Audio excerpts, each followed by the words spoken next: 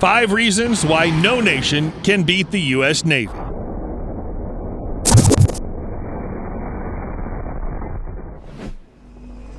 The United States Navy is the largest and most advanced Navy in the world, fielding everything from aircraft carriers and maritime patrol aircraft to submarines, destroyers, and unmanned helicopters. So when your editor asks you to choose the Navy's 5 most lethal weapon systems, your most difficult challenge is trying to narrow it down to just 5 selections. In this video, I bypass the larger platforms such as the aircraft carriers and amphibious assault ships to be sure those are actually the most lethal weapons in the Navy's arsenal. However, everybody knows them, and as big platforms, they're actually the sum of many smaller ones. Instead, I want to highlight platforms that were outstanding in some particular way with an emphasis on the biggest bang for the buck. I also want to spread out the selection. It's easy to merely include surface ships and submarines, ignoring aircraft and certain missions.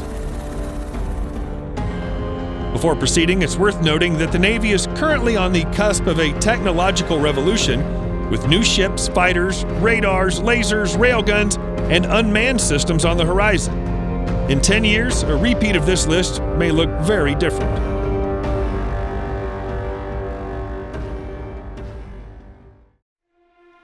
Arleigh Burke-class guided missile destroyer.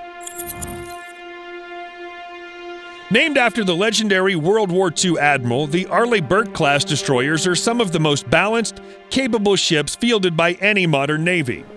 The Burke-class is the backbone of the fleet, with some 62 vessels comprising over a fifth of all the ships in the Navy.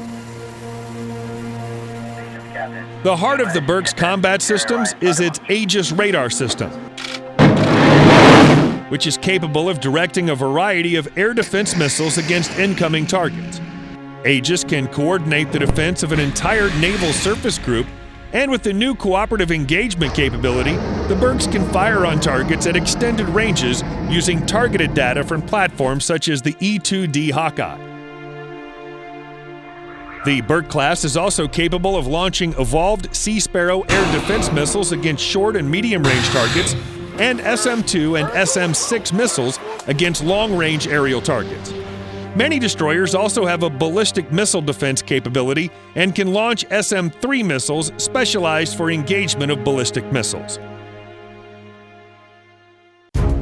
EA-18G Growler electronic attack aircraft. Based on the successful FA-18F Super Hornet, the EA-18 Growler is an electronic warfare aircraft with the performance of a fighter. Unlike its predecessor, the EA-6B Prowler, the Growler is capable of being used more aggressively, pacing high-performance fighter bombers on dangerous missions. The Growler is basically a 2-seat Super Hornet with 90% commonality in some features between the two planes. The Super Hornet's internal M61 gun is deleted to accommodate the AN/ALQ-227 communications jamming system, and AN/ALQ-99 radar jamming pods are fitted to the plane's weapon stations. Growler has 3 key capabilities. Firstly, it can conduct suppression of enemy air defense missions in support of drones or UAVs. Growler can jam communications and enemy radars on the ground and actively attack radars with anti-radar harm missiles. Second, Growler can conduct standoff and escort airborne early warning platforms and enemy fighters. Growler can keep up with fighters conducting a counter-air sweep and keep enemy radars and communications scrambled. Third, Growler is also capable of what is called non-traditional electronic attack, a somewhat mysterious capability which supposedly allows it to integrate with ground defenses. Virginia-class attack submarine. One of the most successful weapons programs of the post-Cold War period, the Virginia-class attack submarine combines one of the most advanced nuclear attack submarines with an affordable shipbuilding program. At least 33 units are planned. Each Virginia-class is 377 feet long and 34 feet in diameter and weighs 7,800 tons submerged. Each has 12 vertical launch tubes for Tomahawk missiles, as well as 4 533mm torpedo tubes capable of launching Mk-48 ADCAP homing torpedoes, mines, and torpedo tube-launched unmanned underwater vehicles. Subs of the class are also equipped with lockout chambers for divers and can carry SEAL mini-submarines. In addition to their attack mission, Virginia submarines are also useful surveillance platforms. Each has an extensive sonar suite with bulb, sail, and chin sonars covering the front hemisphere, sonar arrays on the flanks, and a towed array to detect objects in the sub's wake. The ship is equipped with electronic support measure sensors for detection of enemy signals and optronic sensors. Ohio-class cruise missile submarine. The 4 guided missile submarines, SSGNs of the Ohio class, Ohio, Michigan, Florida, and Georgia, are 4 of the most heavily armed ships in the world. Each is equipped with 154 cruise missiles and can carry up to 4 platoons of Navy SEALs. Originally constructed as a ballistic missile submarine, each submarine carried 24 nuclear-tipped D-5 Trident submarine-launched ballistic missiles.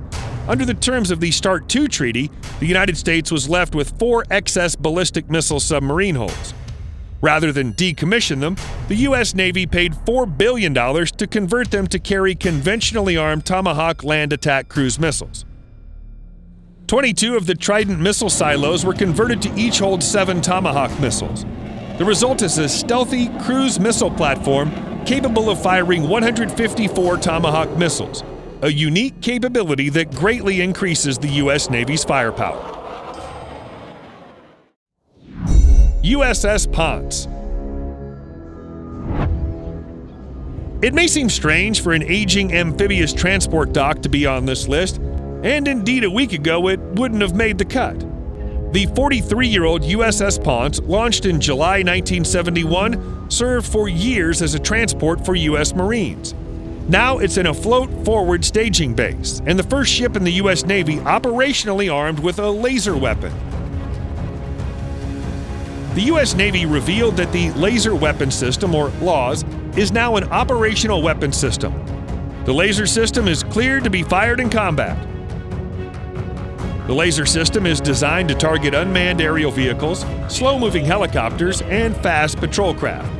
The U.S. Navy plans to test more powerful 100 to 150 kilowatt systems within the next 2 years.